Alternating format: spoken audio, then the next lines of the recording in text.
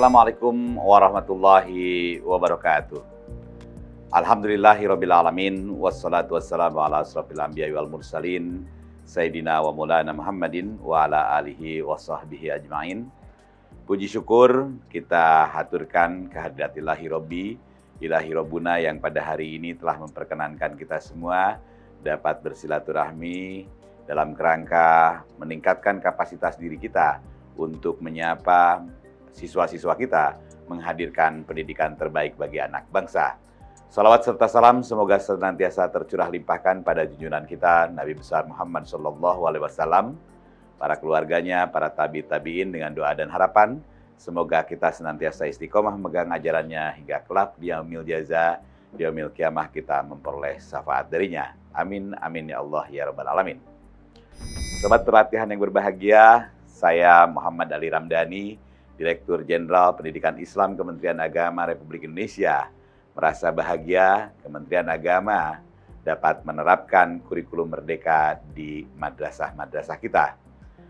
Kurikulum madrasah mengemban dua amanat besar, yakni yang pertama bagaimana membekali peserta didik atas sikap, kompetensi, dan keterampilan hidup agar bisa menghadapi tantangan di zamannya.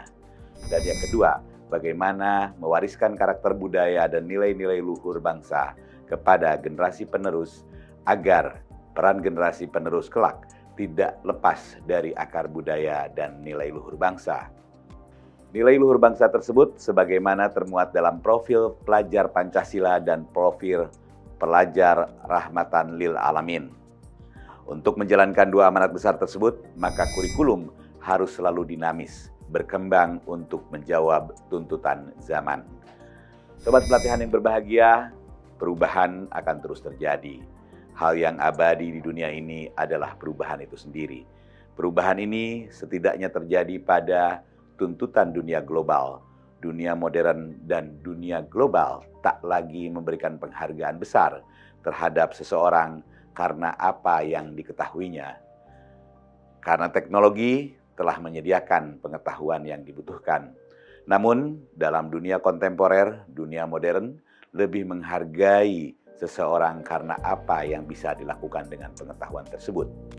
Dengan demikian, kurikulum madrasah tidak boleh hanya fokus kepada pengetahuan apa yang harus dikuasai oleh peserta didik. Namun lebih penting adalah membekali peserta didik mengenai sikap, kompetensi, keterampilan hidup atau biasa dikenal dengan life skills. Dan tentu saja dilengkapi dengan cara berpikir, bersikap untuk mengantisipasi dan menyikapi situasi yang selalu berubah tersebut. Kurikulum merdeka yang akan memandu, memberikan pilihan-pilihan untuk membentuk karakter, menumbuhkan keberanian berpikir kritis, kreatif dan inovatif harus terus dikembangkan. Di samping itu, nilai-nilai agama sebagai ruh madrasah mesti ditanamkan secara terintegrasi sejalan dengan implementasi kurikulum itu sendiri.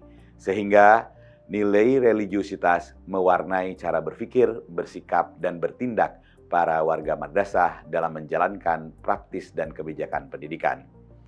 Sobat pelatihan yang berbahagia, guru-guru sebagai garda terdepan dalam mengimplementasikan kurikulum tidak boleh terjebak menjadikan peserta didik sebagai penampung ilmu pengetahuan belaka.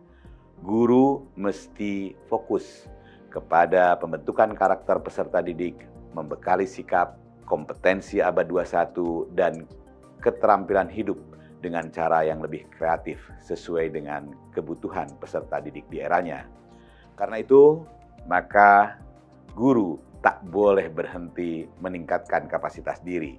Diharapkan para guru secara bergotong royong dengan semangat berkolaborasi dan berbagi perlu bergabung bersama komunitas-komunitas pendidikan untuk mengasah kompetensi dan memperluas wawasan terkini demi memberi layanan terbaik kepada kemaslahatan peserta didik.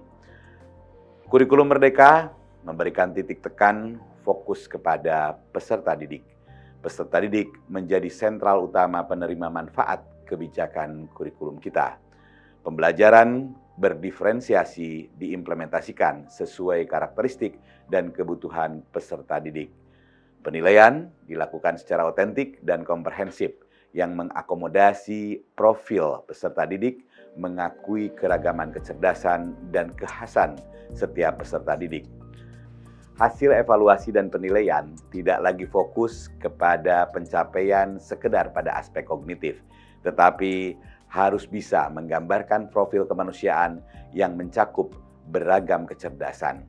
Dengan perspektif ini, maka peserta didik yang berprestasi bukan lagi bersifat kriteria tunggal. Semua peserta didik madrasah adalah berprestasi, yakni prestasi di bidangnya masing-masing, sesuai bakat, minat, dan kecenderungannya. Sobat pelatihan yang berbahagia, keberhasilan kurikulum merdeka di madrasah ini akan diukur sejauh mana kurikulum ini merubah suasana kelas agar lebih membahagiakan peserta didik. Aktivitas pembelajaran lebih bergairah. Pun dana-dana yang dihimpun dari masyarakat maupun pemerintah dapat meningkatkan capaian hasil belajar secara lebih bermakna dalam koridor efektif dan efisien. Pada gilirannya, perubahan suasana kebatinan kelas dapat membentuk karakter peserta didik, membekali kompetensi dan keterampilan hidup yang dibutuhkan pada kehidupan di zamannya. Kondisi ideal tersebut tidak cukup dicapai hanya melalui perbaikan kurikulum, tetapi juga perbaikan pada aspek-aspek lain yang meliputi guru dan komponen lain dalam ekosistem pendidikan madrasah juga menentukan. Karena itu, saya mengajak kepada semua stakeholder, para pemangku kepentingan, para pemangku kebijakan madrasah, untuk bergotong royong secara bersama-sama memaksimalkan ikhtiar dan mengoptimalkan peran takdirnya demi memberi layanan pendidikan yang bermutu, relevan, dan berdaya saing.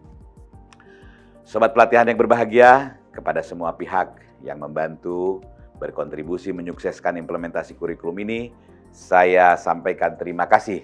Semoga Allah Subhanahu wa Ta'ala meridhoi semua langkah-langkah kita. Amin, amin, amin ya Allah ya Rabbal Alamin. Wassalamualaikum warahmatullahi wabarakatuh.